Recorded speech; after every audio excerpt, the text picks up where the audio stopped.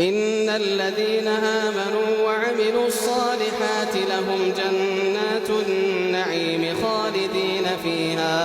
خالدين فيها وعد الله حقا وهو العزيز الحكيم. خلق السماوات بغير عمد ترونها وألقى في الأرض رواسي أن تميد بكم وبث فيها من كل دابة وأنزلنا من السماء ماء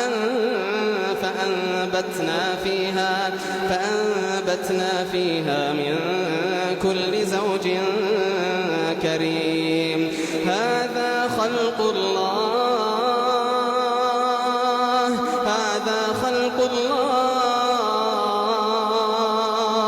فأروني ماذا خلق الذين من دونه بل الظالمون في ضلال